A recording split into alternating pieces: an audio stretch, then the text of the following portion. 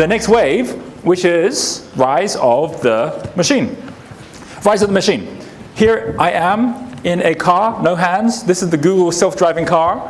And amazing what's happening right now. It now is legal in San Francisco and Nevada for you to have a Google self-driving car.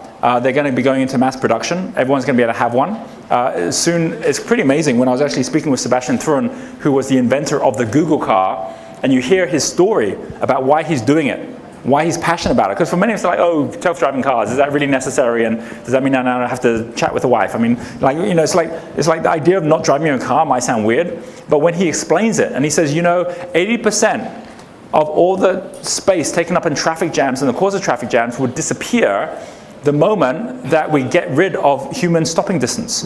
Because that kind of stopping and starting is what actually creates the traffic jams, but cars don't have that issue when they're augmented, when they're automated, right? He says the second thing is that the greatest source of deaths, the greatest cause of deaths for young people is car accidents, which isn't just car accidents that are caused by them, it's car accidents where they're actually crossing the road and it's a human that creates that car accident. The Google cars have done hundreds of thousands of miles with not one single accident other than one that was created by human error, and that's because they are so sensory to what's happening around, all using GPS to be able to actually make sure that they don't crash into anything. That doesn't just save lives, as he said, what it also does is it saves a huge amount of energy, because 70% of all of the weight of a car is protective gear from humans crashing into humans. So when you're not crashing anymore, then you can actually lighten up the entire thing, which means the product actually costs an awful lot less, lots of less material, and obviously now the energy to actually move it around becomes less as well. And then one final thing is he's saying, and by the way, the biggest thing on this is that if you have a car, which at the moment is the way normal cars are, 90% of its time it's not even driven. 90% is sitting parked. And that means not just that you've got a car which isn't being used, it means that car parks are what dominate most cities, which is true. So what happens the moment you have an automated car is you no longer have to have it not utilized, and you no longer have to have car parks at all. Because the moment the car drops you off, it just goes off to pick up someone else or go somewhere else. No more car parks. We transform inner cities. Everything changes. Right, so when he shares that, he's like, well, that makes a lot of sense. Why on earth would anyone have a car where you drive it around except for fun, right? So this is all what's shifting right now. And I was making a joke 2 years ago about how it was just a matter of time before our computers started speaking to us, and we started building a relationship with our computers. In fact, I said our biggest anxiety in the future is whether our iPhone likes other iPhones more than it likes us. Right?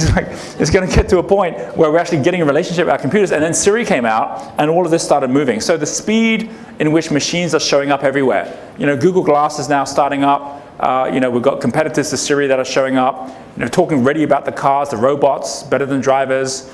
Microsoft just showcased real-time speech translation in China, where basically, you know, the head of Microsoft got up and started speaking in English, and automatically the translation came out in Chinese, right? So we're going to have that ability to just not even just, you know, have our websites in any language. We can talk in any language, and anyone can understand us. And of course, the end point of that is what? You know, what does that then mean in terms of robots and what kind of control robots will have?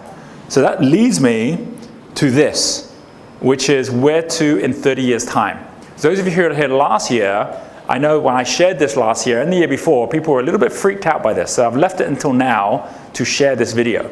But this is a video of something that will be happening apparently in about 30 years' time, but it could be earlier, could be a little later, but certainly within our lifetime. And basically the guy who was the first to talk about this, Ray Kurzweil, who's the founder of Singularity University, he called this thing the singularity.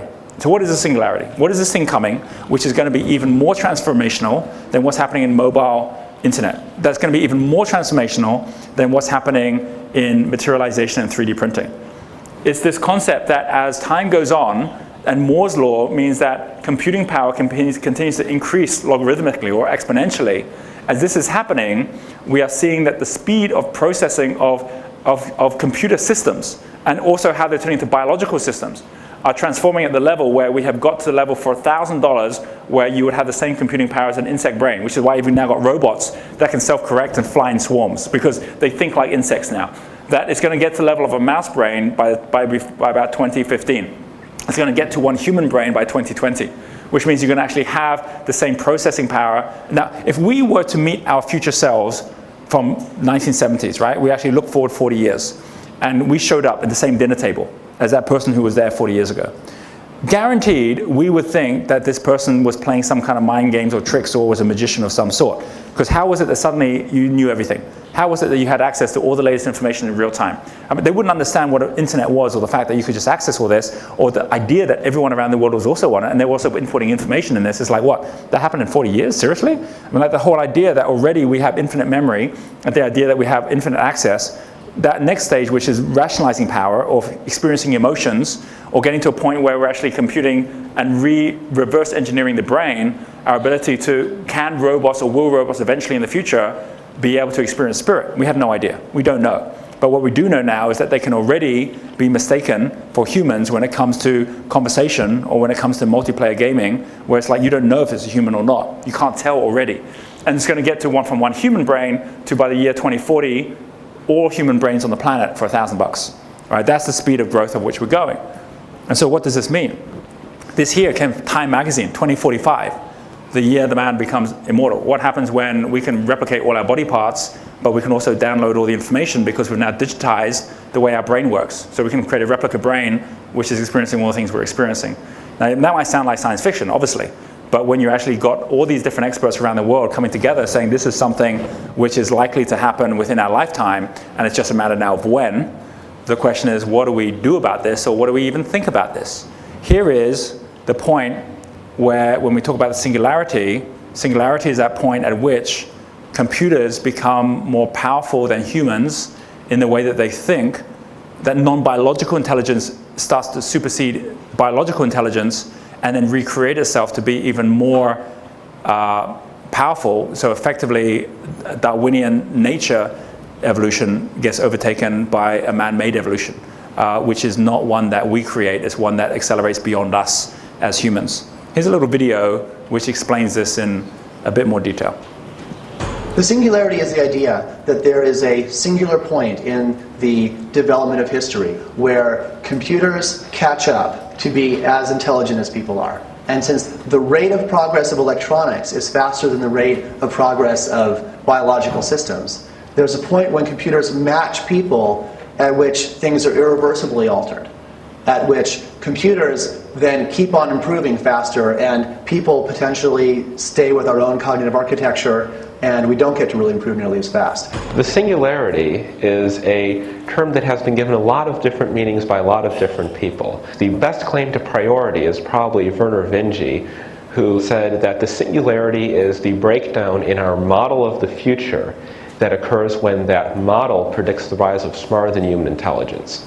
Another meaning of the singularity is I.J. Good's intelligence explosion, that when an AI got smart enough, it would be able to enhance itself, become even smarter, then use that improved intelligence to make it itself even smarter, and so on and so forth. The Kurzweil branch of it is technology is accelerating exponentially, and therefore at some point you get a very large amount of technological progress dropped on you in a very short time. Within 20 years we'll have models and simulations of every region of the brain, and we will create intelligence in a machine that matches human intelligence in every way that humans are now more powerful than machines. By 2045, that intelligence will be 1 billion times more powerful than all biological intelligence on Earth today. We are in fact going to merge with that intelligence, and so we will ultimately become predominantly non-biological, but it will start with this kind of merging. We actually can, I think, say reasonably that in the lifetime of people alive today, that there will be such a major change in our ability to shape our biology that human beings will be taking control of their own evolution. Will it create a robotic race that oppresses and kills all of humanity? Does it allow us all to go on perpetual vacation and live in total luxury? Do human beings become irrelevant, or do they become important? We have no clue, really. We can make all kinds of speculative predictions, but we can't say what will happen. Clearly there's a part of us that's all about more. And that's the part that finds all this appealing. I mean, there's nobody who doesn't look at the prospect of immortality or superhuman powers or whatever and think, oh yeah, that'd be kind of cool, whatever. The much more profound part of the human being is the part of us that's able to look at that a second time and say, no, that's not where we want to go. So, if we are in a stage where within our future we have smarter than human intelligence, the question is, how does that make you feel? So hands up who's a little concerned or worried about all of this. Hands up, anyone concerned or worried? Okay, all right. Hands up who's excited or optimistic about all of this. Interesting, okay, all right. So there's kind of a bit of both. It's kind of interesting. My children, when I first shared this video when it first came out, which is, I'd say, maybe 5 years ago, that was just when Singularity University was starting, and everyone was like, well, let's get together, see what we can do here to basically collectively look at the future, which wasn't so much even about just sharing technology as much as sharing consciousness, like lifting consciousness. At that point, but it's like all the top entrepreneurs around the world who are saying we've got to be smarter about all this stuff. And today it's kind of interesting because, like, I was just there back recently, and most of the conversation was around ethics. It was actually around what do we do with, you know, all this stuff like 3D printing and all these kind of things. But at that point, back then, it was like all new for most people to even think that that was going to happen so soon. And of course, in the last 5 years, things have changed so much. But back then, we didn't have mobile phones, we didn't have smartphones, we didn't have iPads. Like, that was 5 years ago. None of that existed.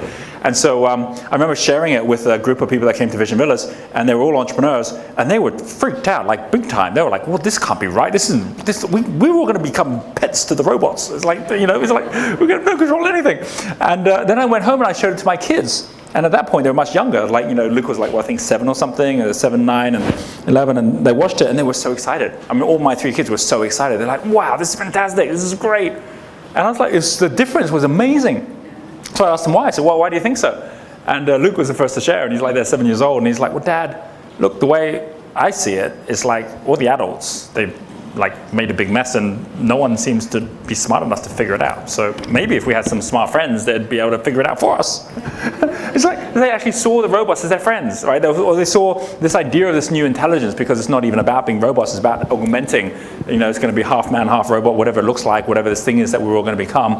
That basically it was a way for us to be able to solve things that we couldn't solve right now. And I just thought that was such an interesting difference in perspective. I mean, obviously my son was not brought up in the age of Terminator. I mean, you know, he didn't watch that movie. That might have changed his view, but you know, you got the idea. And really that leads me to this next one, which is about, it's not about us and them. There's actually something else that's going on right now. Augmented